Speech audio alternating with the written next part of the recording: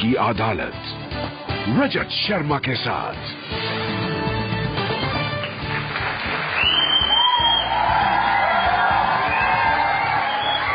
नमस्कार, आपकी अदालत में आपका स्वागत है।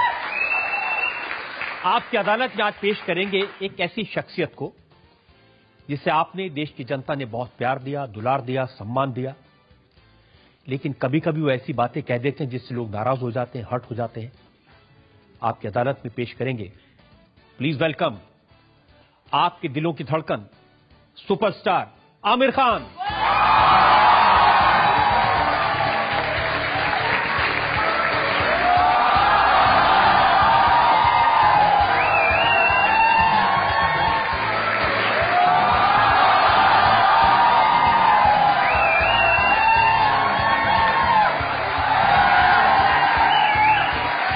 और आमिर खान पर आज के इस मुकदमे के लिए हमारे जज हैं जाने माने विचारक, राइटर, पत्रकार डॉक्टर वेद प्रताप वैदिक।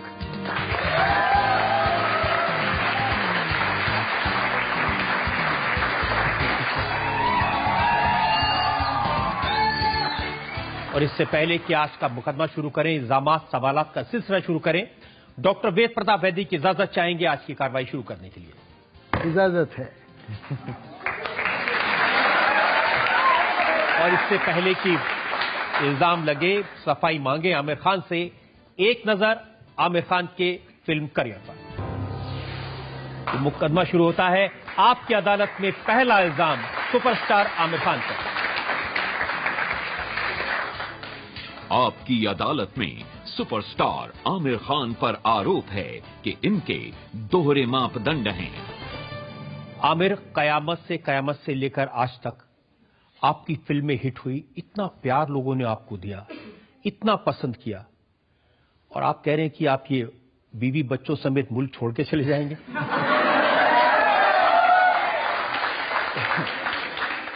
नहीं, बिल्कुल ये गलत इल्जाम है रजत जी। सच्चाई तो ये है कि मैं इस देश में पैदा हुआ हूं और मैं यहीं मरूंगा, ये मैं आपको साफ बता दूं। और सच्चाई तो ये है कि मैं देश से बाहर 2 हफ्ते भी मैं मुश्किल से गुजार नहीं पाता हूं। अरे भाई, ये तो आपने ही कहा था लोगों को, हमने देखिए, जिस अखबार में आप उससे समारोह में गए थे, उसी अखबार की हेडलाइन है, Kiran asked me if we should move out of India Aamir. हाँ, नहीं। अब किरण ने आपसे कहा और आपने कहा कि हाँ ठीक है, चलते हैं। नहीं, इसमें सच्चाई नहीं है, बल्कि जब किरण जी ने, एक तो ये समझने की जरूरत है कि हम अक्सर घर पे बातचीत करते हैं, अक्सर हम एक दूसरे से बहुत सारी चीजें कहते हैं, उसका मतलब ये नहीं कि हम 100% वो उस चीज पे एक्शन लेने वाले, या हमारा वो इरादा भी है। किरण ने एक्चुअली एक भावना प्रकट की थी, एक इमोशन मुझे बताया था, और उस इमोशन से मैं घबरा गया था। तो मैंने एक्चुअली, अगर आप मेरा इंटरव्यू देखें तो मैंने कहा कि I feel what you are saying is disastrous, I don't agree with what you are saying, it's a disastrous thing. तो मैं बिल्कुल ये बात मानता नहीं हूं, लेकिन फिर भी वो अपना एक इमोशन प्रकट कर रही थी। उनको भी देश नहीं छोड़ना है, वो बिल्कुल क्लियर है कि उनको भी यहीं रहना है। वो भी, किरण जी भी यहीं पैदा हुई हैं, वो भी यहीं मरेंगी, और हम दोनों को देश से बहुत प्रेम है, कतई हम देश नहीं छोड़ के जाने वाले हैं, ये मैं आपको क्लियर बता दूं बात।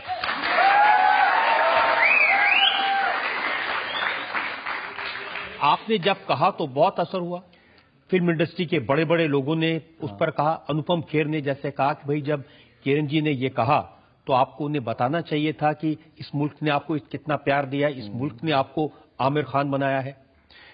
एक्चुअली मुझे लगता है अनुपम जी को लगा उनकी वाइफ किरण की बात हो रही है। लेकिन ये तो खैर मजाक की बात हो गई। लेकिन सही बात मैं आपको बताऊं कि जिन जिन लोगों ने ये ऐसा कहा है, जैसे मुझे पता है कि अनुपम खेर जी ने कुछ चीजें कही, बहुत सारे लोगों ने ये इमोशन प्रकट किया कि यार आमिर ने ऐसे कैसे कह दिया, और उसकी वजह यह कि मैंने ऐसा कहा ही नहीं।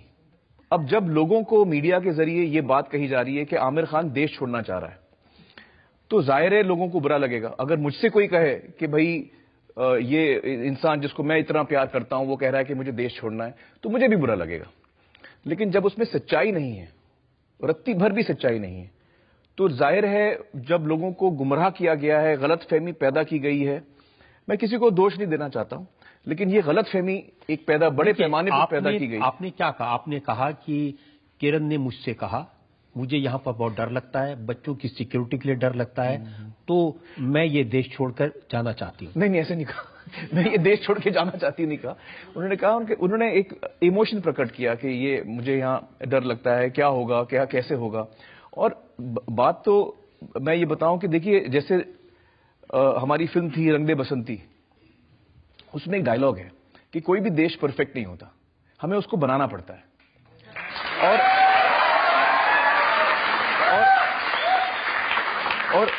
और सही बात यह है कि हम सबको, जितने लोग यहां मौजूद हैं, देश के सारे लोगों को हर कदम कदम पे हमें देश को बेहतर बनाना है और ताकतवर बनाना है, और यही हमारा काम है। नेशन बिल्डिंग में यही हमारा कंट्रीब्यूशन है।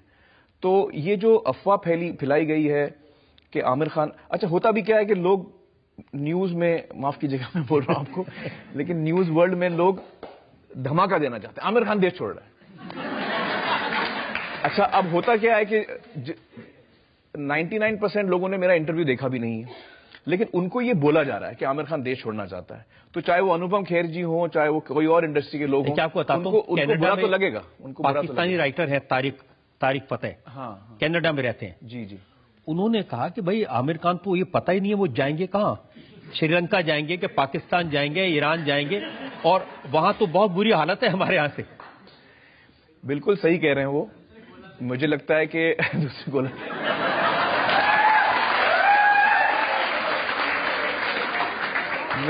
मैं तारिक साहब की बात से बिल्कुल सहमत हूं, क्योंकि मुझे लगता है जो हमारा देश है उससे बेहतर कोई जगह नहीं है। मैं जैसे आपको बता रहा था कि 2 हफ्ते के ऊपर मैं किसी देश छोड़ के मैं रह नहीं सकता हूं, तो मैं भी बिल्कुल सहमत हूं इनसे कि इस देश से बेहतर कोई जगह नहीं है मेरे लिए रहने के लिए, या किसी और के लिए, हम सब के लिए इस देश से बेहतर कोई जगह नहीं है रहने के लिए। तो मैं, फिल्म इंडस्ट्री में बहुत अलग अलग स्टार्स हैं, मैं शायद इकलौता फिल्म स्टार हूं जिसका इस देश के बाहर एक भी घर नहीं है।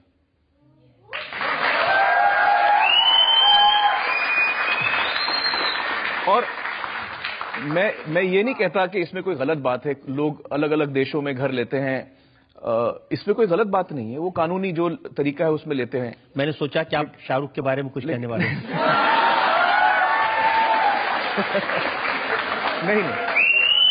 नहीं, मुझे पूरा यकीन है कि जिन लोगों ने भी इस देश के बाहर घर लिए हैं वो उनके जो लॉ के तहत ही लिए होंगे। लेकिन मैं ये नहीं कह रहा हूं उन्हें कुछ गलत किया, मैं ये कह रहा हूं कि मुझे उसकी भी जरूरत महसूस नहीं हुई कि मैं कहीं और एक घर भी लूं, अगर हॉलिडे पे जाना है तो भी उसकी भी जरूरत मुझे महसूस नहीं हुई। मेरे जितने घर हैं, जो 2-4 हैं, 1-2, वो हिंदुस्तान में ही है।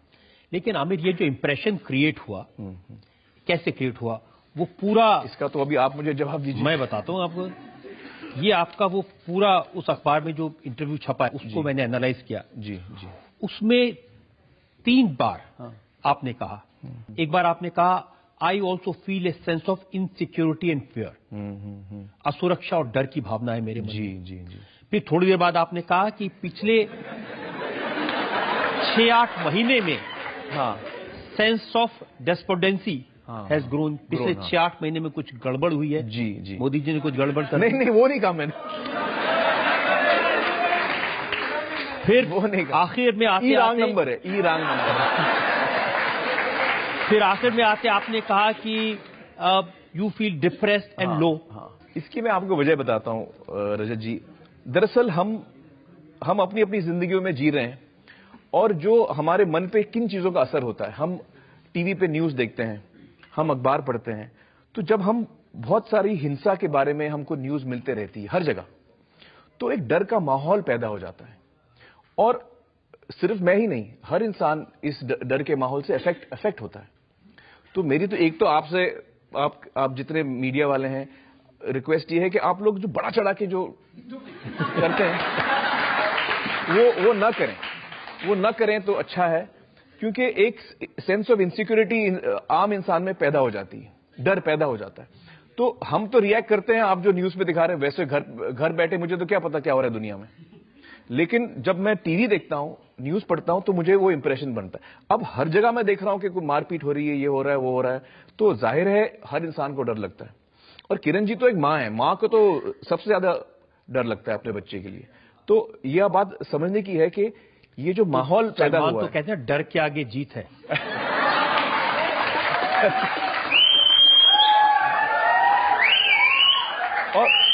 और इसकी मैं आपको एक और बात मैं बताऊं कि बल्कि उस इंटरव्यू में मैंने ये कहा है कि एक्चुअली असली मायने में जो सिक्योरिटी होती है वो हम 100% सिक्योरिटी सुरक्षा ना किसी देश में दे सकते हैं, ना किसी समाज में दे सकते हैं।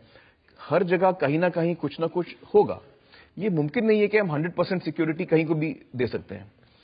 तो एक सेंस ऑफ सिक्योरिटी, सुरक्षा की मुझे एक फीलिंग हो कि मैं सुरक्षित हूं, वो किन चीजों से आती है? एक तो वो आती है कि हमारा जो जस्टिस सिस्टम है वो एकदम क्लॉकवर्क काम करे, कि कल को अगर मेरे खिलाफ कुछ हो तो मुझे कम से कम इतना तो पता है कि मुझे इंसाफ मिलेगा। हमारे यहां केस बहुत लंबे चलते हैं, 20 साल 30 साल, तो वो सुरक्षा मेरे पास नहीं है। कल को कुछ हो जाए तो शायद फिर भी मुझे इंसाफ ना मिले, या उसके लिए वक्त बहुत लगे। दूसरी चीज ये कि जिन लोगों को हम चुनते हैं, हम चाहते हैं, हमारे जो इलेक्टेड रिप्रेजेंटेटिव्स हैं, हम चाहते हैं कि जब भी कोई घटना हो वो अपनी आवाज से हमको बताएं कि ये जो हुआ गलत हुआ। और हिंदुस्तान में जो है वो law will is equal for everyone, nobody is above the law, कोई भी लॉ से बड़ा नहीं है। ये मैं शब्द भी सुन लूं तो मुझे एक तसल्ली मिलती है। अल्टीमेटली हमको एक सेंस ऑफ सिक्योरिटी चाहिए। हमें चाहिए कि हमको तसल्ली मिले कि जिन लोगों को हमने चुना है वो हमारी देखभाल कर रहे हैं, वो भी सुन रहे हैं क्या हो रहा है, वो भी देख रहे हैं क्या हो रहा है, और वो अलर्ट है इस बात से। तो उस इंटरव्यू में मेरा ये कहने का मतलब था। इसमें एक और बात मैं जोड़ता हूं। मुझे ये लगता है कि हर सोसाइटी में लोग नेगेटिव होते हैं, पॉजिटिव होते हैं। मेरा ये मानना है ज्यादातर लोग पॉजिटिव होते हैं। हर समाज में आप देखें तो ज्यादातर एक आम इंसान जो है वो पॉजिटिव ही होता है। उसकी अपनी परेशानियां होती हैं, अपनी तकलीफें होती हैं, फिर भी वो कोशिश करता है, पॉजिटिव रहता है। अनफॉर्चुनेटली हर समाज में कुछ लोग नेगेटिव भी होते हैं, और जो नेगेटिव लोग होते हैं वो सिर्फ जहर फैलाते हैं। अभी आप हमारे देश को देख लीजिए, इतना बड़ा देश, इतना विशाल देश है, इसमें इतने अलग अलग भाषाएं हैं, इतने अलग अलग राज्य हैं। हर राज्य की अपनी भाषा, अपनी कल्चर, अपनी हिस्ट्री है। इतना खूबसूरत हमारा देश है, मतलब it's one of the biggest democracies in the world, सबसे बड़ा लोकतंत्र है। हमारी जो अनेकता है वही हमारी ताकत है। जब भी कोई इंसान उस ताकत को तोड़ने की कोशिश करता है तो किसी भी इंसान को बुरा लगेगा। हर इंसान को जिसको देश की फिक्र है उसको बुरा लगेगा, उसको फिक्र होगी, और वही फिक्र मुझे भी है। अगर मैं गलत नहीं कह रहा हूं तो हमारे प्रधानमंत्री जी ने भी यही बात कही है। लेकिन आपने जब कहा कि 6-8 महीने में गड़बड़ हुई तो ये प्रधानमंत्री जी ने करवाई ये गड़बड़? नहीं,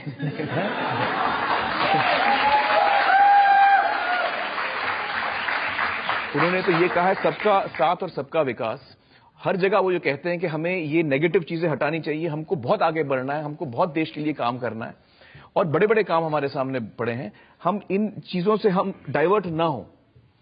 तो जो लोग हमको बांटने की कोशिश करते हैं, चाहे वो मजहब के ऊपर हो, चाहे वो भाषा के ऊपर हो, चाहे वो जात के ऊपर हो, जब भी कोई हमको बांटने की कोशिश करता है तो हमको अलर्ट हो जाना चाहिए, हमको तैनात हो जाना चाहिए कि ये आदमी हमको क्यों बांट रहा है, मुझे क्यों याद दिलाया जा रहा है कि मैं मुसलमान हूं, या मैं हिंदू हूं, या मैं सिख हूं, मैं हिंदुस्तानी हूं, मैं हिंदुस्तानी हूं।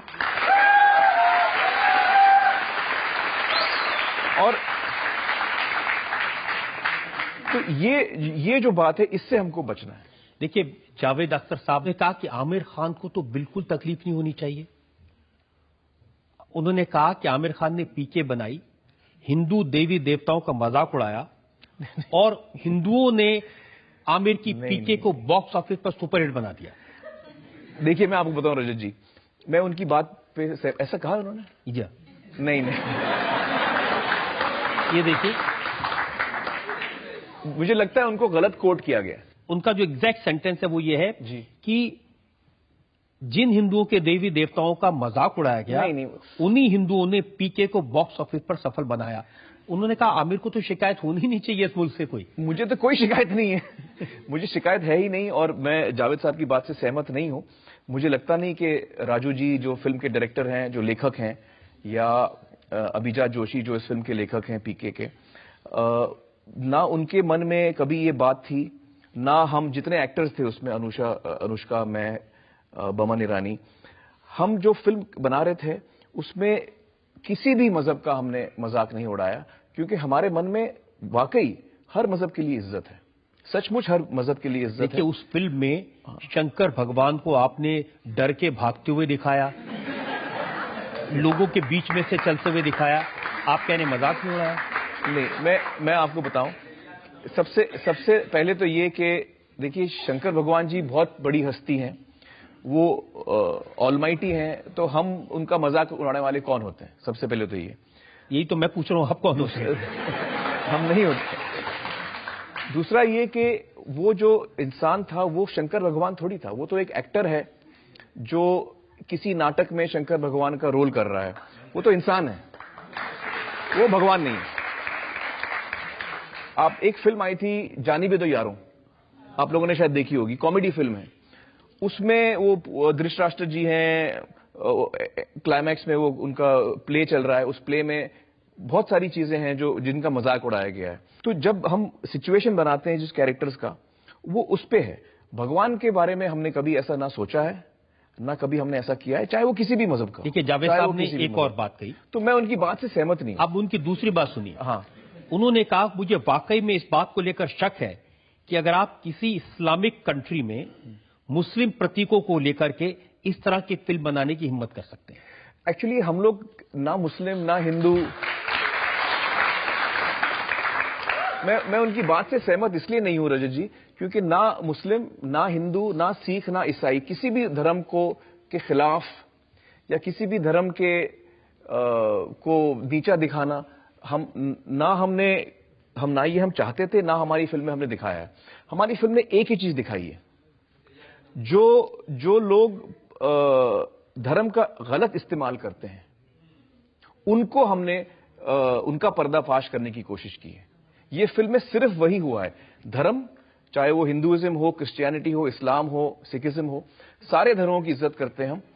और एक ही चीज उस फिल्म ने कही है कि ऊपर वाले के साथ आपका जो कनेक्शन है वो डायरेक्ट है। आप उसमें आप कंफ्यूज मत होइए, रॉन्ग नंबर के किसी भी रॉन्ग नंबर से आप बहक मत जाइए। तो वो फिल्म बड़ा साफ तरीके से कहती है ये बात को, और बहुत बड़े बड़े गुरुओं ने ये बात कही है। सिर्फ ये राजू जी और अभिजात जी की बात नहीं है, बहुत बड़े बड़े गुरुओं ने ये बात कही है।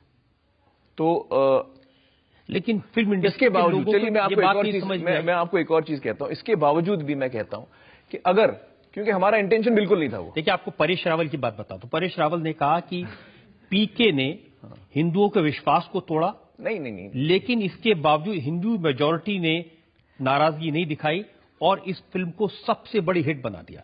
देखिए, आप जी, मैं बताऊं आपको, अगर वाकई ये फिल्म जो है लोगों के मजहबी जज्बातों को ठेस पहुंचाती तो इतनी कामयाब कभी हो ही नहीं सकती। हमको,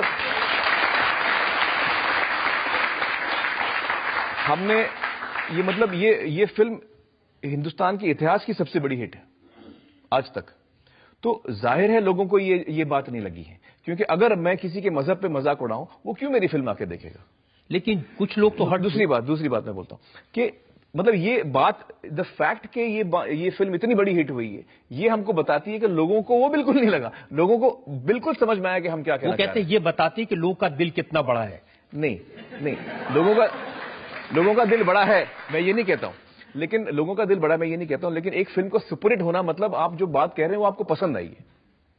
लोगों का दिल बड़ा मैं तब कहूंगा कि उन्होंने केस नहीं किया, चलिए बहुत बड़ा दिल है, मैं केस नहीं करूंगा, लेकिन बार बार मैं टिकट खरीद के क्यों जा रहा हूं देखने? मैं बार बार टिकट खरीद के इसलिए जा रहा हूं, मेरे फैमिली को ले जा रहा हूं, मेरे दोस्तों को ले जा रहा हूं, क्योंकि मुझे जो फिल्म कह रही है उस बात से मैं सहमत हूं, तभी मैं जा रहा हूं। और इसके ऊपर मैं आपको एक बात बोलता हूं रजत जी, इसके बावजूद भी, जबकि हमारा दिल बिल्कुल साफ है, इसके बावजूद भी अगर एक इंसान को भी बुरा लगा है तो मैं हाथ जोड़ के उससे माफी मांगता हूं।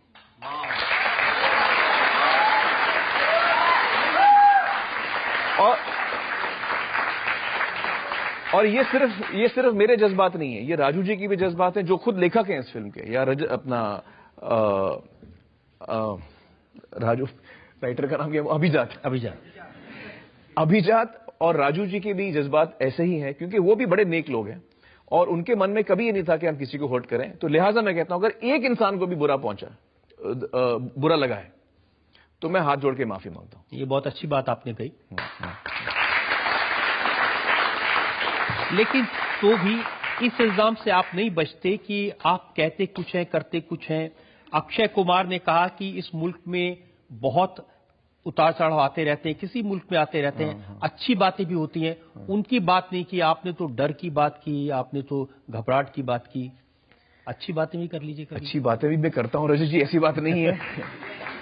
अक्षय की मैं बड़ी इज्जत करता हूं, और मैं दोबारा एक ही चीज कहूंगा कि जितने लोगों ने भी इस पे टिप्पणी दी है, उन्होंने ये बात सुन के टिप्पणी दी है कि मैंने देश को बदनाम किया है या देश छोड़ने की मैंने फैसला किया है। ये दोनों चीजें सच नहीं है। अब ये झूठ बातों पे जब आदमी टिप्पणी देता है तो उस पे मैं क्या टिप्पणी दूं? अच्छा ये बताइए, जब ये बोल के आप घर गए तो किरण जी ने क्या कहा? पिटा मैं, और क्या।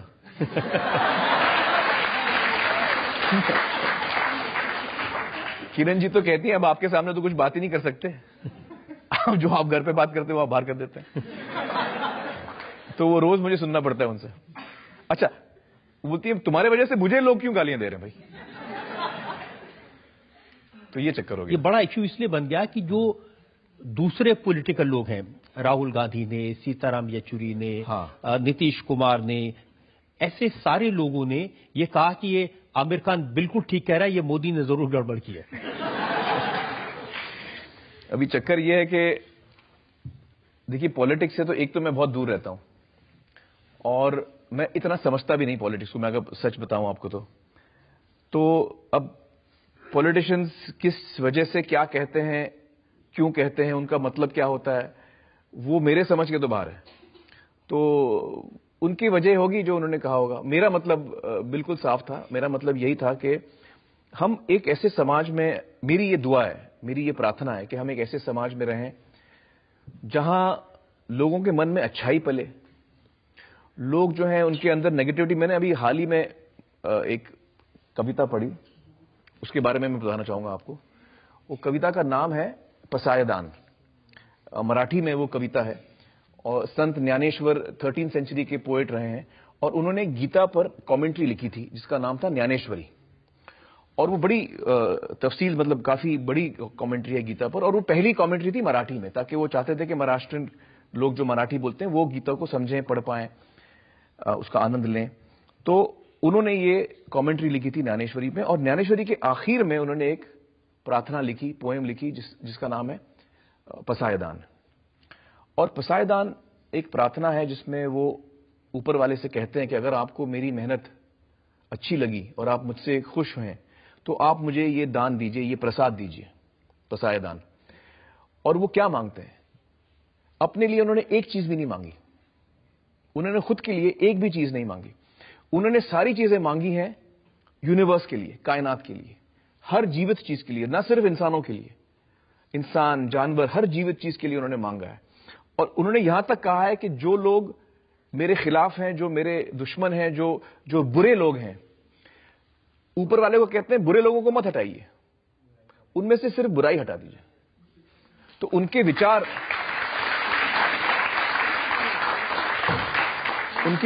विचार इतने नेक हैं। वो मैंने हाल ही में कुछ दिन पहले मैंने ये कविता पढ़ी है और समझी है। तो मेरे मन में एग्जैक्टली ये इमोशन है कि हम ऊपर वाले से ये प्रार्थना करें कि हमारा देश जो है वो खुशहाल रहे, पूरी धरती खुशहाल रहे और अमन रहे, पीस रहे। जो लोग नेगेटिव सोच रहे हैं वो भी रहें, लेकिन उनकी नेगेटिव थिंकिंग चेंज हो जाए, वो उनके अंदर से जो नेगेटिव थॉट्स हैं उसके जगह पे अच्छे थॉट्स आ जाए। यही मेरी प्रार्थना है। देखिए, अब मैं जरा आपसे साफ साफ पूछ लेता हूं जी, आपकी पूरे इस लंबे कॉन्वर्सेशन से, इंटरव्यू से ये इंप्रेशन क्रिएट हुआ जैसे आप ये कहना चाहते हैं कि जब से इस देश में मोदी की सरकार आई है तब से इंटॉलरेंस बढ़ गया है, तब से लोगों के अंदर डर आ गया है। हाँ। एक्चुअली मैं ये कहना चाहता हूं रजत जी कि बल्कि जब से मोदी जी प्रधानमंत्री बने उन्होंने 2-3 दफा ये कह दिया, ये बात जो मैंने कही है।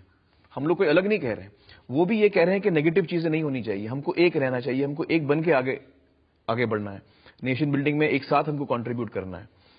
तो मेरा कहने का मतलब यह था कि कुछ लोग हैं जो नेगेटिव काम कर रहे हैं और उससे सिर्फ देश को नुकसान ही हो सकता है, चाहे वो किसी भी दल के हों, चाहे वो किसी भी मजहब के हों।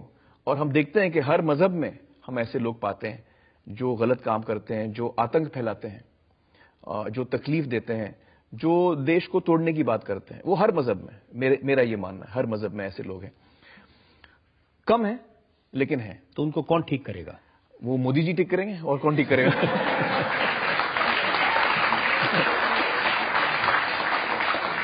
चलिए, मुझे जो हमारी उम्मीद है, जो जिन लोगों को हमने चुना है, देखिए मोदी जी मेरे प्रधानमंत्री भी हैं, आपके प्रधानमंत्री भी हैं, तो उन्हीं से तो हम कहेंगे कि भैया आप ठीक करिए सबको। चलिए, उम्मीद करते हैं कि आपकी बात सुनेंगे मोदी जी। Welcome back. आपकी अदालत में आज हम मुकदमा चला रहे हैं सुपरस्टार आमिर खान पर। आपकी अदालत में अगला इल्जाम। आपकी अदालत में सुपरस्टार आमिर खान पर आरोप है कि इन्होंने ब्रांड इंडिया को नुकसान पहुंचाया। आमिर, आपकी जबरदस्त फॉलोइंग है, पूरी दुनिया में आपका नाम है, आप जो कहते हैं वो बात बहुत दूर तक जाती है।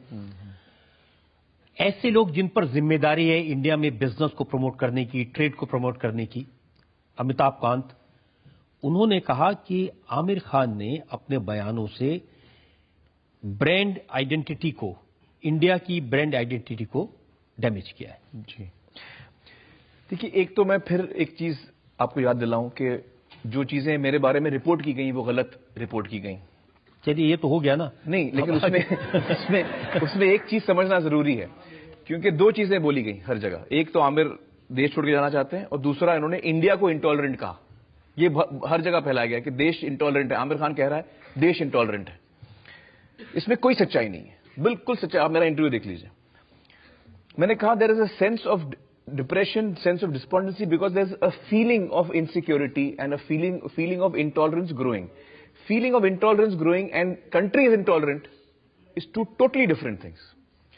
देश हमारा बल्कि बहुत ही टॉलरेंट है। आप देखिए, इस देश में अलग अलग राज्य हैं, ये एक्चुअली सब कॉन्टिनेंट है पूरा।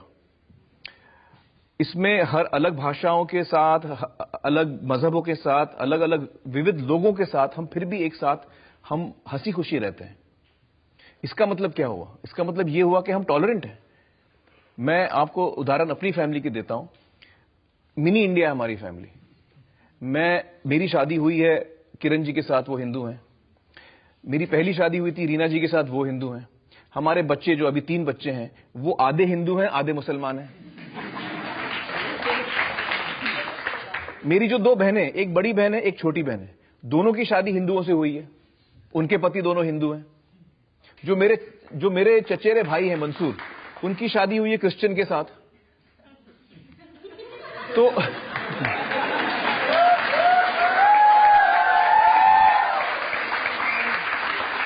जो मेरी कजन है इमरान, जो आप जानते हैं इमरान को, उनकी जो अम्मी है, जो वो मेरी कजन है, मेरे चचा की बेटी, उनकी पहली शादी हुई थी बंगाली लड़के के साथ, दूसरी शादी हुई कश्मीरी पंडित के साथ। तो मतलब हर प्रांत से हमारे लोग हमारे फैमिली में हर प्रांत से आपको लोग मिलेंगे। तो ये बात मैंने कभी कही ही नहीं कि इंडिया इंटॉलरेंट है। राइजिंग इंटॉलरेंस का मतलब बहुत ही अलग होता है। कुछ लोग, जैसे मैंने कहा, कुछ लोग जो अनबन फैलाने की कोशिश कर रहे हैं, वो अलग, आप उनको छोड़ दीजिए। वो हर मजहब में मिलेंगे और उनकी कमी कम है, लेकिन वो चिल्लाते ज्यादा है, तो हमको कंफ्यूजन होता है। इंडिया को मैंने आज तक इंटॉलरेंट नहीं कहा, तो मैं ये बात मानता ही नहीं हूं। दूसरी बात मैं एक और चीज कहना चाहता हूं। मेरे लिए मेरा जो देश है ना, वो मेरी मातृभूमि है, वो मेरी मां है, वो ब्रांड नहीं है। मैं अपनी मां को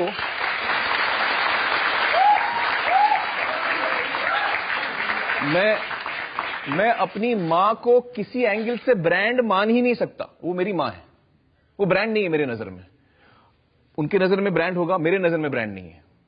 मेरे लिए ये मेरा देश है, और मेरे देश में अगर मैं जरा सी भी कमी देखूंगा तो उसको सुधारने की मेरी पूरी कोशिश होगी। मैं ये सोचूंगा कि यार अगर मैंने कुछ बोल दिया अभी तो इसका लोगों पे क्या असर होगा। नहीं, वो ब्रांड के बारे में तो मैं सोच ही नहीं रहा हूं। मैं ये सोच रहा हूं कैंपेन करते हैं मेरे लिए जरूरी क्या है कि मेरा देश और ज्यादा ताकतवर बने। वो बहुत इंपॉर्टेंट है मेरे लिए। ब्रांड एम्बेसडर जो मैं हूं, मैं आज की डेट में भी इंडिया का ब्रांड एम्बेसडर हूं, आज के डेट में भी हूं मैं। सरकार ने तो आपको निकाल सरकार दिया। ने निकाल दिया, लेकिन फिर भी मैं हूं।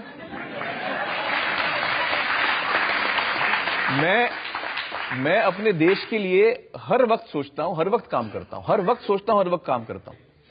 तो मेरे लिए तो देश बहुत इंपॉर्टेंट है। लेकिन जब उसके लिए मुझे कोई इनवाइट करे ना करे कोई बात नहीं, मैं फिर भी। जब आपको अतिथि देवो भव की कैंपेन से निकाल दिया तो पैसे का तो नुकसान हुआ।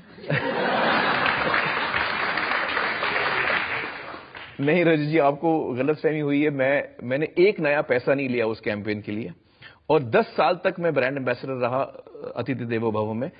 जब भी मैं सरकार के लिए, देश के लिए कोई भी कैंपेन करता हूं, पब्लिक सर्विस जो कैंपेन जिसको हम कहते हैं, आज तक 25 सालों में मैंने एक नया पैसा नहीं लिया।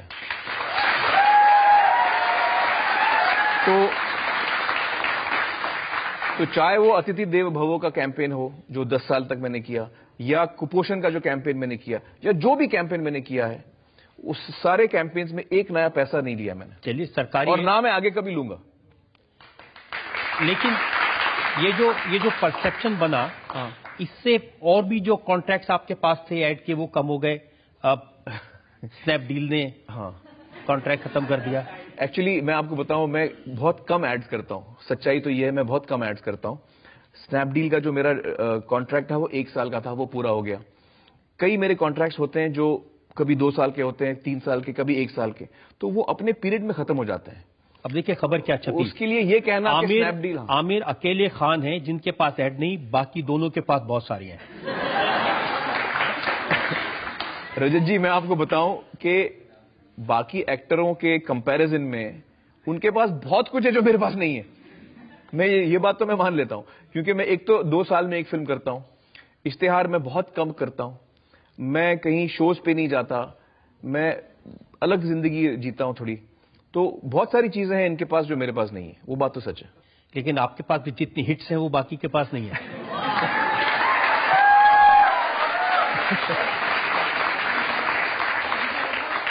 नहीं, ये रजत जी मैं कहूंगा, हम एक्टर होते हैं रजत जी फिल्म के अंदर। जितनी मेरी फिल्में कामयाब हुई हैं, अगर मैं ये सोच लूं कि वो मेरी वजह से हुई हैं, तो ये मेरी गलतफहमी है। सबसे पहले फिल्म शुरू होती है लेखक के साथ, उसके विचार, उसके थॉट्स आते हैं पेपर पर, फिर डायरेक्टर उसको सजाता है, वो नरेट करता है, हम तो उसका एक हिस्सा बाद में आके बनते हैं। तो जितनी मेरी फिल्में कामयाब हुई हैं, उसका सबसे पहले क्रेडिट जो जाता है वो राइटर को और डायरेक्टर को जाता है। मतलब मैं बहुत बाद में आता हूं। तो मुझे खुशी इस बात की है कि मुझे मौका मिला ऐसी फिल्मों में काम करने का जो जिनका अच्छा असर हुआ समाज पर, जिन लोगों को जिनको देखकर लोगों का मन बहला। मुझे खुशी होती है कि मुझे वो मौका मिला। मैं ये कभी नहीं मानता हूं कि ये फिल्में मेरे वजह से हिट हुई हैं। मुझे अच्छा लगा उनमें काम करके, मेरा भी कुछ ना कुछ योगदान है, लेकिन अगर वो किसी के वजह से हिट हुई हैं तो वो राइटर और डायरेक्टर की वजह से हिट हुई। फिल्में हिट होती हैं, नाम मिलता है, पैसा भी मिलता है, हर तरह की खुशी आमिर खान के पास है, लेकिन आपके साथ काम करने वाले और परिवार के लोग कहते हैं कि आमिर खान रोते बहुत है। नहीं, वो तो आपका इल्जाम सही है, मैं बहुत रोता हूं। और एक्चुअली मैं आपको बताऊं रजत जी, जो जिस तरह मेरा स्वभाव है, जो मेरा नेचर है, जो भी मेरे जज्बात होते हैं, चाहे वो खुशी के हों, चाहे वो गुस्से के हों, चाहे वो गम के हों, वो मैं छुपा नहीं पाता। तो अगर मुझे रोना आता है तो मैं रो देता हूं, मुझे खुशी होती है तो मैं हंस देता हूं, मुझे गुस्सा आता है तो मैं गुस्सा हो जाता हूं। तो I don't believe in hiding my emotions. I believe कि इंसान को खुला रहना चाहिए, जो मेरे मन में है वो आपको बाहर नजर आएगा। अब जो महाराष्ट्र सरकार के साथ आप लोगों को पानी की स्कीम दे रहे हैं, जी, कुछ लोगों ने कहा कि आमिर इतना रोएंगे पानी उससे ही मिल जाएगा लोगों को।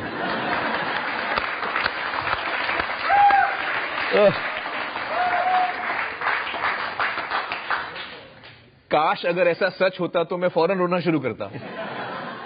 लेकिन रजत जी, महाराष्ट्र में, और न सिर्फ महाराष्ट्र में बल्कि देश भर में ये बड़ी समस्या है, और हम सबको एक होना है इस समस्या को सॉल्व करने के लिए। मेरी जो टीम है सत्यम जयते की, वो फुल टाइम इसमें लगी हुई है। लोग हमको अक्सर पूछते हैं कि आपका शो टीवी पे क्यों नहीं आ रहा है। वो इसलिए नहीं आ रहा है क्योंकि हमारी टीम इस वक्त टोटली डेडिकेटेड वे में काम कर रही है। पानी के प्रॉब्लम को सॉल्व करने की कोशिश हम कर रहे हैं, सरकार के साथ मिलकर हम वो कोशिश कर रहे हैं। कुछ लोग ने कहा ये जो नुकसान हो गया इमेज को, डैमेज कंट्रोल करने की कोशिश कर रहे हैं। नहीं, ये तो हम लोग 1 साल से काम कर रहे हैं इस पे। पिछले 1 साल में देवेंद्र जी को मिला था, 1 मई को मैं मिला था ये प्रोजेक्ट पे डिस्कस करने के लिए पिछले साल। तो ये बात काफी वक्त से हम इस पे काम कर रहे हैं। और पानी जो है ना, वो बहुत ही बड़ा इशू आगे चल के और बड़ा होने वाला है। और मैं एक चीज आपको बताऊं, पानी के लिए ना हम सबको एक होना पड़ेगा ऐसे, क्योंकि जहां हम में गैप आया पानी उसके थ्रू निकल जाएगा। ये मैं बहुत अहम बात बोल रहा हूं। पानी के लिए हम सबको एकदम एक होना पड़ेगा, कोई गैप नहीं हो हम में, तभी हम पानी को रोक सकेंगे। जब हम पानी की इज्जत करेंगे तभी पानी हमारी इज्जत करेगा। अच्छी आपने बात कही। अब जनता में लोग सवाल पूछना चाहते हैं। सर, आपसे मेरा छोटा सा सवाल है जी। आपने इंटॉलरेंस के मुद्दे पे बयान दिया कि देश में इंटॉलरेंस हो रही है, पर ऐसी 6 महीने, 8 महीने, 10 महीने, साल भर में ऐसी कौन सी इंटॉलरेंस हुई कि आपको, किरण जी को, आपको डर लगने लगा?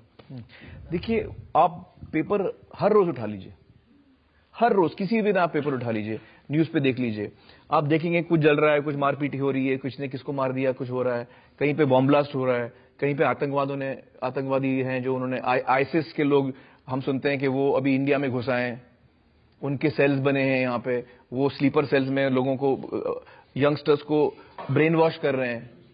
तो ये मैं सिर्फ आईसिस की बात नहीं कर रहा हूं, मैं बोल रहा हूं हर जगह पर हम ऐसा देखते हैं। तो ये सारी चीजें हमको चिंता होती है इन सारी चीजों से, डेफिनेटली हमें चिंता होती है। ये चीजें पहले भी होती थी, अभी कोई नई चीजें नहीं है? हो सकता है पिछले 1 साल में ये ज्यादा इन पे रिपोर्टिंग हो रही है, ये हमको तो ये महसूस होता है। जब मैं पेपर पढ़ता हूं, जब मैं देखता हूं, तो एक माहौल बना है पिछले 6-8 महीनों में। और माहौल कौन बनाता है? ये लोग बनाते हैं, मीडिया वाले। अमित,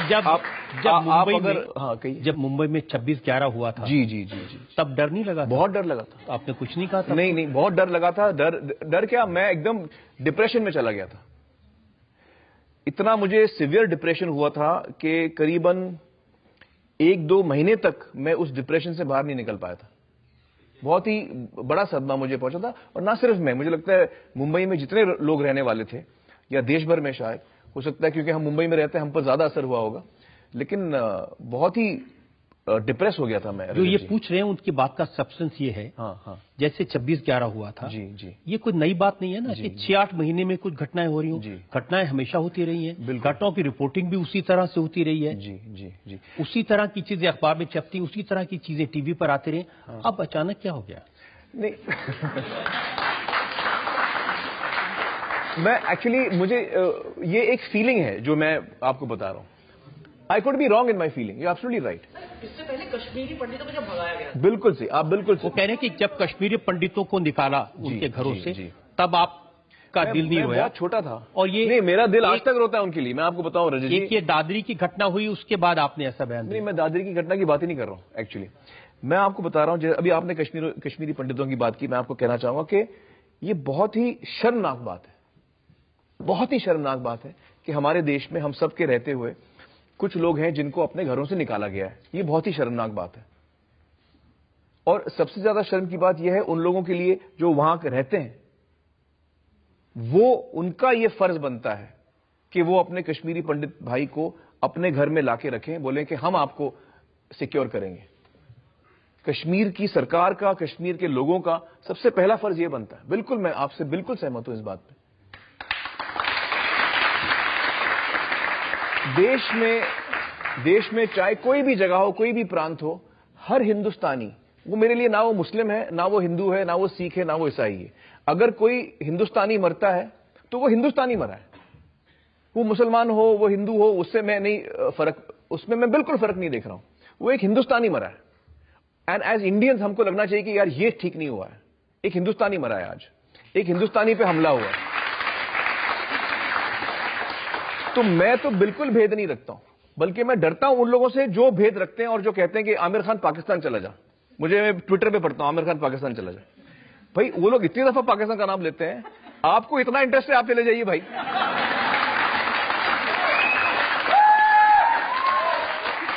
हम इसलिए नाम लेते हैं कि कम से कम आपने ये बात बताई। जी जी। इसलिए नाम लेते हैं कि आपने पब्लिकली कहा कि मुझे मेरी वाइफ ने कहा कि अगर डर लगता है क्या हम इस मुल्क को छोड़ के चले जाएं। एक्चुअली रजत जी, मुझे क्या होता है, वो तो सोच भी सकती हैं कि कहीं चले जाएं। ये जो लाखों लोग हैं, ये कहाँ जा सकते हैं, तो सोच भी नहीं सकते। नहीं, उनके सवाल ही मन नहीं में ये उठता। ख्याल आया, आपने उस वक्त क्या कहा उनको? मैंने कहा कि आप ये बहुत दुख जो आप कह रही हैं, इससे मुझे बड़ा दुख हो रहा है। जो आप कह रही हैं उससे मुझे बड़ा दुख हो रहा है। देखिए, लोगों के मन में जो डर है ना, उसको आप दोष मत दीजिए। अगर मेरे मन में डर है किसी चीज से, मुझे अगर आप कहें कि भाई इस कमरे के बाहर जो है वो शेर बैठा है और मुझे डर लगने लगता है, फिर मैं कहूंगा भैया वहां तो शेर था ही नहीं, तो शेर शायद ना हो वहां पे, वो आपने शायद गलत बताया होगा मुझे, या कागज का शेर हो वहां पे। लेकिन मेरा डर तो कागज का नहीं है, मेरा डर तो सही है भाई, डरा तो दिया आपने मुझे। तो किसी की भावना को आप लाइटली ना लें, ये मेरा मानना है।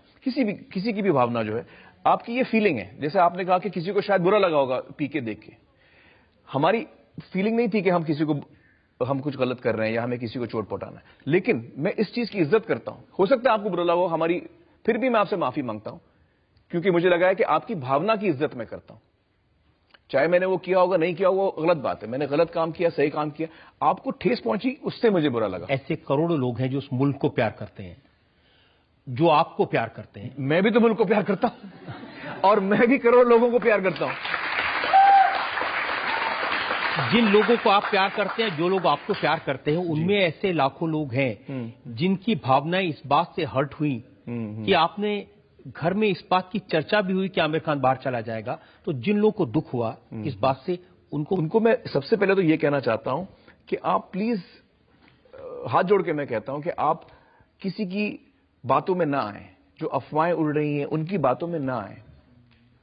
मैं आपको आज आपके सामने कहता हूं कि ना मैं देश कभी छोड़ना चाहता था, ना आइंदा में कभी छोड़ूंगा। यही मेरा देश है, यही मैं पैदा हुआ हूं और यही मैं मरूंगा, और ये मेरे दिमाग में कभी बात भी नहीं आई। तो जो कुछ भी उन्होंने सुना होगा इसके बारे में, वो गलत सुना है, उस पर यकीन मत करिए, मेरी बात का यकीन करिए। दूसरा, देश को इंटॉलरेंट कहा है मैंने, इस पर यकीन मत करिए, क्योंकि मैंने कभी नहीं कहा है। देखिए, तो ये मैंने कभी नहीं कहा है। उसके बावजूद मैं आपकी बात पे आ रहा हूं, मैंने आज तक कोई चीज ऐसी नहीं कही है जिस पे आप रिएक्ट कर रहे हो। तो उनको मैं यही कहूंगा कि आप प्लीज इसमें यकीन न करें, और मुझसे अगर आपको कोई दुख पहुंचा है तो उसके लिए मैं माफी चाहता हूं। Welcome back. आपकी अदालत में आज हमारे मेहमान हैं फिल्म स्टार आमिर खान। आपकी अदालत में अगला। आपकी अदालत में सुपरस्टार आमिर खान पर इल्जाम है कि ये समाज को गलत संदेश देते हैं। आमिर अच्छी फिल्में बनाई, लगान से बड़ा अच्छा मैसेज दिया, 3 इडियट से बड़ा अच्छा मैसेज दिया, तारे ज़मीं पर से बड़ा अच्छा मैसेज दिया, और फिर उसके बाद में ये बना दिया। ये देखिए,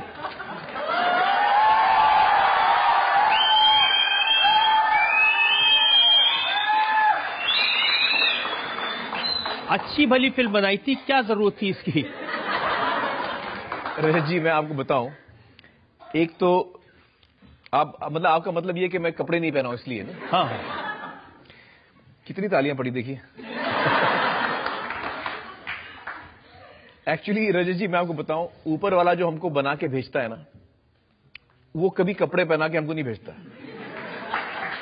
ये जो हमारा जो फिल्म में दिखा है, वो नेचुरल स्टेट है हम।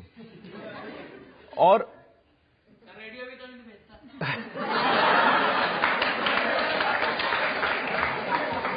तो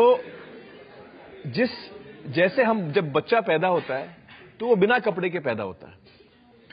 तो मुझे नहीं लगता कि कपड़े पहनने में या कपड़े ना पहनने में कोई वल्गैरिटी है या कोई गलत मैसेज है, बल्कि वो इनोसेंस है, एक इंसान की इनोसेंस है कि जिस गोले से वो आया है बंदा पी के, वहां कपड़े नहीं पहनते लोग, तो उसको कपड़ों की आदत ही नहीं है। वो जानता भी नहीं कि कपड़ा क्या है। उसको लगता है कि यहां आके देखता है लोगों की, किसी की चमड़ी पतली है, किसी की मोटी है, किसी की रंगीन है, उसको लगता है ये चमड़ी है उन लोगों की। तो लिहाजा अब लेकिन लोगों ने केस भी किया। लोगों ने कहा इसमें न्यूडिटी, वल्गैरिटी, ऑब्ससेनिटी फैलाने के लिए ये किया। रजत जी, मुझ पे हर हफ्ते कोई ना कोई केस होते रहता है और मैं उसमें क्या बोलूं, अभी लोग केस करते रहते हैं। और ऋतिक रोशन ने कहा कि मुझ में तो इतनी हिम्मत नहीं है कि मैं फिल्म के लिए कपड़े उतार दूं।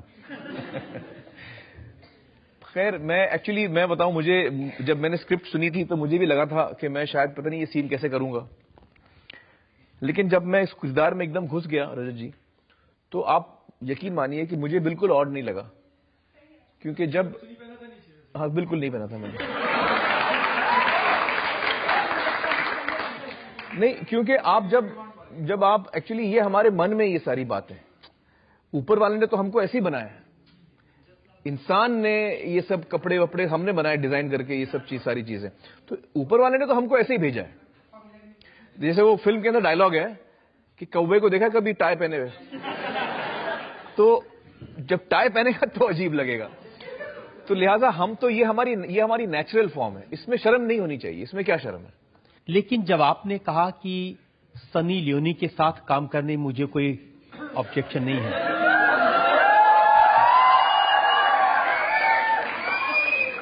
तो लगा कि एक गलत मैसेज जा रहा है। नहीं, गलत मैसेज क्यों जा रहा है रजत जी, बिल्कुल सही मैसेज है। हर इंसान के लिए मेरे दिल में इज्जत है।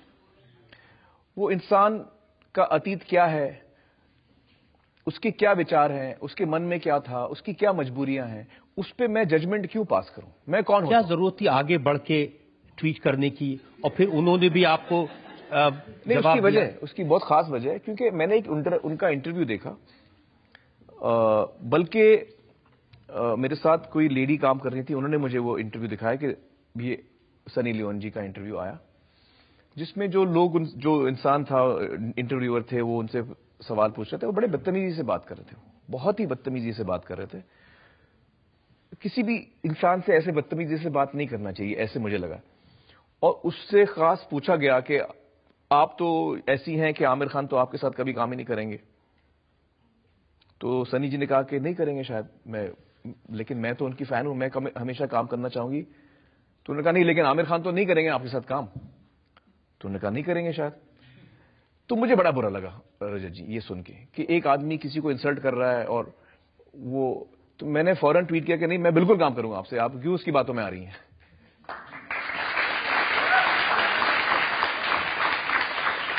अभी सनी आई हैं हमारी इंडस्ट्री में, एज एन एक्ट्रेस आई हैं, और वो कोशिश कर रही हैं अपनी इंडस्ट्री में काम करने का।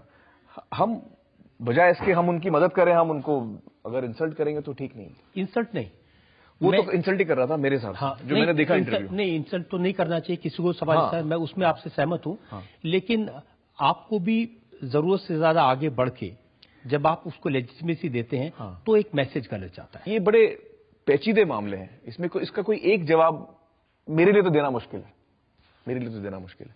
चलिए, मुश्किल है तो मैं छोड़ देता हूं इसको। आप जो लोग सवाल पूछना चाहते हैं, हाँ Some we have seen you in amazing roles, and you have also won Padam Bhushan and Padam Shri awards. So when will we see you in the role of Sikh Sardar? We have seen of a Sikh? Dashing Sikh Sardar. You know, actually मैंने DJ में अपना रंग दे बसंती में मैं सरदार का role मैंने किया, लेकिन उसने पगड़ी उसने नहीं पहनी थी। So we want to see you in that role. सरदार के रोल में। Yes sir. मैं आपको बताऊं, doing periodic films and having in that role of Sardar. You know, actually I make a very handsome Sikh. No, I'll tell you why.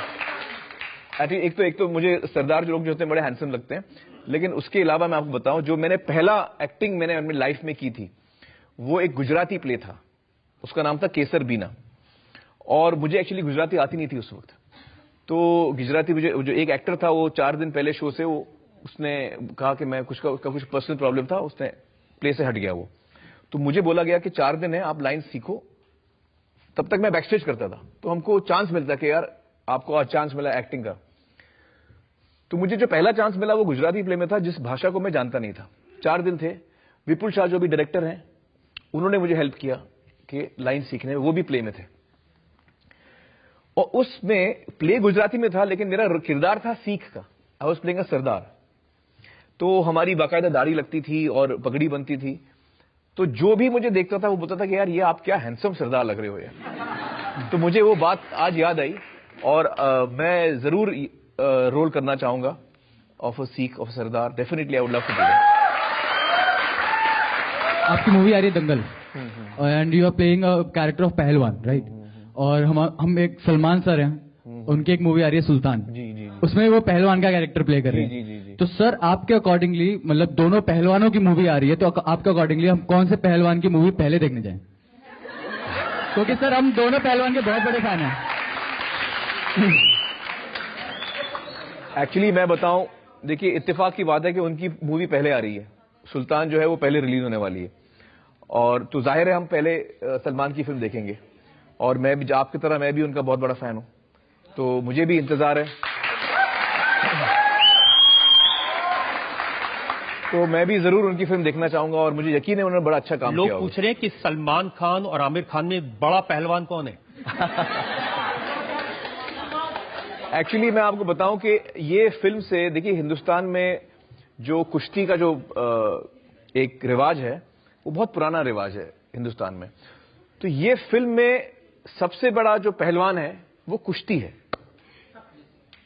वो आमिर खान सलमान खान नहीं है। इससे अगर फायदा होगा तो हिंदुस्तानी कुश्ती को फायदा होगा इस फिल्म से, ये मेरा मानना है। नहीं, सही आंसर। नहीं, देखने सलमान को भी तो जाएंगे। Welcome back. आपकी अदालत में मुकदमा चला रहे हैं सुपरस्टार आमिर खान पर। आपकी अदालत में अगला आपकी अदालत में सुपरस्टार आमिर खान पर इल्जाम है कि ये सोशल मीडिया से नाराज रहते हैं। सोशल मीडिया में आपके बारे में जब कमेंट होते हैं, और अगर नेगेटिव कमेंट होते हैं तो बहुत नाराज हो जाते हैं। कुछ लोगों के खिलाफ तो आपने पुलिस में कंप्लेंट कर दी। नहीं, सोशल मीडिया पे जो कमेंट्स आते हैं मेरे बारे में, मैं उनको पढ़ के हंसता हूं। बल्कि जो कमेंट्स आते हैं उनका सेंस ऑफ ह्यूमर बड़ा कमाल का होता है, तो मैं हंसता हूं। जो मैंने पुलिस में कंप्लेंट की वो अलग बात है। पुलिस में मैंने कंप्लेंट इसलिए की क्योंकि मैं देख रहा था कि बहुत समय से, ये सिर्फ एक या दो घटना की बात नहीं है, एक समय से मैं देख रहा था कि मेरे खिलाफ कुछ एक साजिश की जा रही है, लोगों को भड़काया जा रहा है। एक कुछ अजीब सा इंटरव्यू आया था जिसमें कि मैं कह रहा हूं कि मैं तो मुसलमान हूं और मेरे बच्चे मुसलमान हैं, मेरी बीवी हिंदू हो तो क्या हुआ। ऐसे कुछ अजीब अजीब इंटरव्यू जो सपोज्ड भी मैंने दिए हैं वो मीडिया में फैल रहे थे। कुछ मेरी फोटो आ रही है कि ये टेररिस्ट के साथ घूम रहा है। तो अलग अलग किस्म के ऐसे अफवाहें जो थी वो फैलाई जा रही थी। तो जब मैंने देखा ये कंसिस्टेंटली कुछ हो रहा है और बार बार हो रहा है, तब मैं मुंबई पुलिस में गया और मैंने कहा कि भाई मुझे लगता है कि कोई साजिश कर रहा है और मेरे बारे में मतलब टोटली गलत न्यूज फैलाई जा रही है। अब जो लोग पढ़ रहे हैं, जैसे कि लोगों को लगता है कि मैं देश छोड़ के जा रहा हूं, अब वो उनको लग रहा है कि मैं देश, वो उसमें सच्चाई नहीं है। नहीं, एक खबर ये थी कि आप एक ऐसे ट्रस्ट को पैसा देते हैं जो दहशत गर्दियों को सपोर्ट करता है। जी, जैसे कि सत्यमेव जयते में जो हम लोग देश भर से पैसा इकट्ठा करते हैं, तो ये कहा गया कि हमने उस ट्रस्ट को पैसा दिया जो टेररिज्म की एक्टिविटीज करता है और वगैरह वगैरह। तो ये बहुत ही फिजूल के मतलब इल्जाम मुझ पे लगाए जा रहे थे। तो मुझे लगा कि इसको मैं पुलिस में कंप्लेंट करूं ताकि पुलिस फिर आगे काम करे। और पुलिस ने बड़ा अच्छा काम किया। मुंबई पुलिस ने दो चार लोगों को पकड़ा भी है इस सिलसिले में। आप उनसे पूछ सकते हैं कि वो बात कहां तक पहुंची है। लेकिन इसकी वजह ये थी, वैसे तो सोशल मीडिया पे सबको छूट होनी चाहिए कि उनको जो कहना है वो कह सके, मेरा मजाक उड़ाए, मुझे हंसी आती है। लेकिन ये जो एक खास कोशिश चल रही थी, इसके खिलाफ मैंने पुलिस कंप्लेंट किया और पुलिस ने 2 लोगों को पकड़ा भी इस सिलसिले में। एक इंसान ने ये फेक इंटरव्यू बना दिया था, जो इंटरव्यू मैंने दिया ही नहीं है, उसने मनगढ़ंत इंटरव्यू बनाया और अपने थॉट्स उसमें डाल दिए, ये कह के कि आमिर खान ये सब कह रहा है। तो उसके खिलाफ कार्रवाई इस वक्त चल रही मुंबई पुलिस की। और दूसरे एक और सज्जन थे, पता नहीं कहां से, उन्होंने ये सब फैला रहे थे मेरे बारे में। आप जो लोग सवाल पूछना चाहते हैं? हाँ, गुड इवनिंग सर, मेरा नाम अविचल भटनागर है, मैं रामजस कॉलेज से हूँ, दिल्ली यूनिवर्सिटी से। जी सर, मेरा आपसे एक क्वेश्चन है कि आपने जब रजत सर ने शुरू में आपसे इंटॉलरेंस पे और बाकी इश्यूज पे पूछा, तो आपने बार बार एक बात बोली कि मेरे को मिसकोट किया जा रहा है। जी, और दूसरा एक आपने ये बोला कि लोगों के मन में, मतलब थोड़े से लोगों के मन में नेगेटिव वाइब्स आ गए हैं। जी। सर, मेरा एक क्वेश्चन है कि आप कोई ऐसा मीडिया प्लेटफॉर्म खुद क्यों नहीं खोल लेते जिससे आप सबको सच दिखा सके और लोगों के मन में पॉजिटिविटी फैला सके?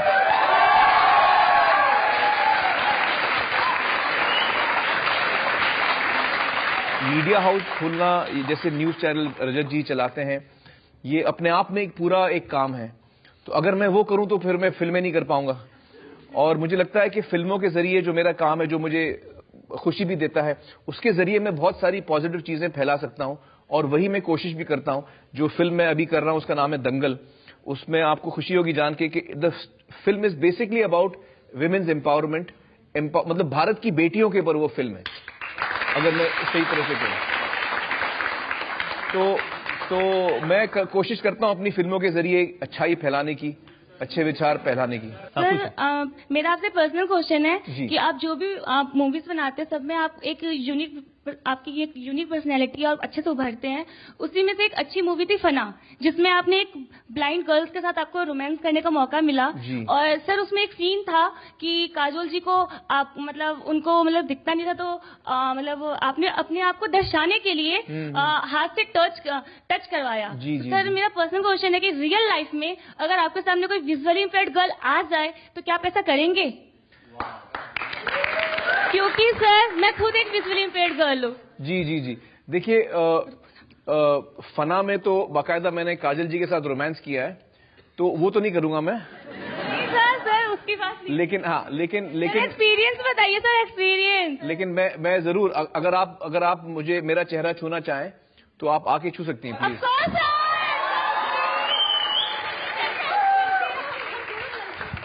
सर, तो इसलिए हम क्या आपके साथ एक सेल्फी ले सकते हैं?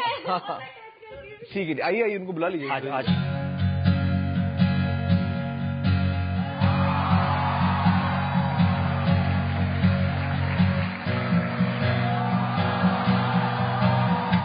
अभी आप मेरे फेस छू सकती हैं।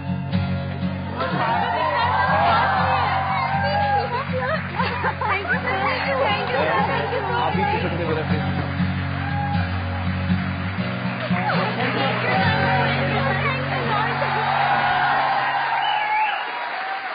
जब आपकी अदालत को 21 साल पूरे हुए थे, तो उसके सेलिब्रेशन पे पहली बार आप तीनों खान एक साथ स्टेज पर दिखे थे। तो अब आप तीनों खान एक साथ मूवी कब करेंगे? Because that was so entertaining. Rajat ji produce कर ले, हम लोग कर लेंगे। इन्हीं की हिम्मत है कि हम तीनों को एक साथ वो ले आए स्टेज पे। तो जब भी रजत जी प्रोड्यूस करेंगे हम लोग कर लेंगे। आमिर, हमने आपसे हर तरह के सवाल पूछे, हर उस कंट्रोवर्सी को जो पिछले दिनों में सामने आई, और मैं ये कहूंगा कि आपने बड़ी सफाई से, बड़ी ईमानदारी से जवाब दिए। अब जज साहब क्या फैसला देते हैं ये हम सुनेंगे एक ब्रेक के बाद।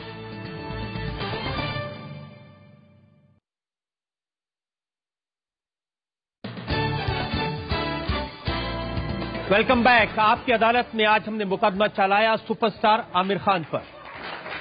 हमने आमिर खान से पूछा उस कंट्रोवर्सी के बारे में जो पिछले कई दिनों से चर्चा में, क्या वो वाकई मुल्क छोड़कर चले जाएंगे, क्या उन्हें इस मुल्क में डर लगता है। उनसे पूछा, उन्होंने जो कुछ कहा न्यूडिटी के बारे में, सनी लियोन के बारे में। अब वक्त है आपकी अदालत में आज के जज डॉक्टर वेद प्रताप वैदिक के फैसले का। आज आमिर खान जैसे अत्यंत लोकप्रिय फिल्म कलाकार को आप अदालत के सामने पेश कर पाए, यही अपने आप में एक बड़ी बात है।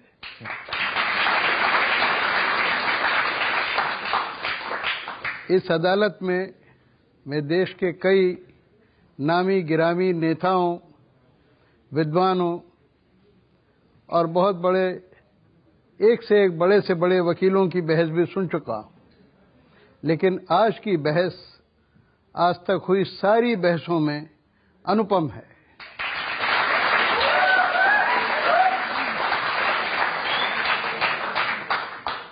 आज जितनी मार्मिक बातें इस अदालत में हुई हैं, शायद मैंने आज तक कभी देखी नहीं। आज जिनको इस अदालत में मुजरिम बनाकर खड़ा किया गया है, आमिर खान जी, उन्होंने अपने पांडित्य का भी अद्भुत परिचय दिया है। उन्होंने ज्ञानेश्वरी को उद्धृत किया और बताया कि आदमी को आदमी के भले के बारे में ही हमेशा सोचना चाहिए। जब रजत जी ने उनसे पूछा कि आपको ब्रांड एम्बेसडर से हटा दिया, तो उन्होंने कहा, क्या मैं अपनी मां को, भारत को मैं अपनी मां समझता हूं, उसको मैं ब्रांड बनाऊंगा? वो मेरे लिए व्यापार की चीज होगी? वो क्या मेरे लिए मुनाफे की चीज होगी? इतनी मार्मिक बातें उन्होंने कही है कि इस जज के पास और कोई विकल्प भी नहीं है कि मैं उनको बरी कर दूं। लेकिन आमिर खान जी को बरी करने के पहले मैं एक बात जरूर कहना चाहता हूं कि आज के वकील श्री रजत शर्मा का भी कोई मुकाबला नहीं।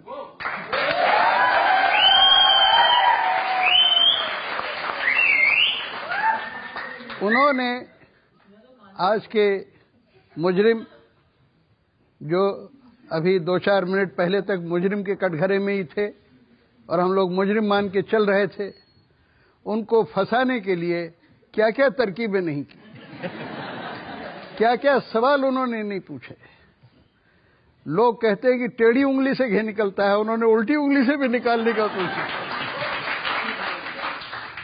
लेकिन आमिर खान जी ने जिस तरकीब से जवाब दिए हैं, जिस ठंडाई से सख्त सवालों को फेस किया है, मुकाबला किया है, वो बताता है कि वो एक मामूली अभिनेता की तरह नहीं है। अभिनेता तो सर्वश्रेष्ठ है ही, लेकिन उसके अलावा एक बेहतर इंसान भी हैं। मैं रजत शर्मा जी को बधाई देते हुए और आमिर खान जी के लिए कहते हुए कि उनकी देशभक्ति, उनका राष्ट्रवाद, उनका राष्ट्र प्रेम, उनका इंसान प्रेम हम सब के लिए अनुकरणीय है, उनको बरी करता है। इस उम्मीद के साथ, इस विश्वास के साथ कि आमिर खान इसी तरह से लोगों को एंटरटेन करते रहेंगे, देश का नाम बनाते रहेंगे और पूरी दुनिया में भारत के एम्बेसडर बनेंगे, इस उम्मीद के साथ आज का मुकदमा यही खत्म करते हैं। अगले हफ्ते आपसे मुलाकात होगी एक नई शख्सियत के साथ। तब तक के लिए नमस्कार।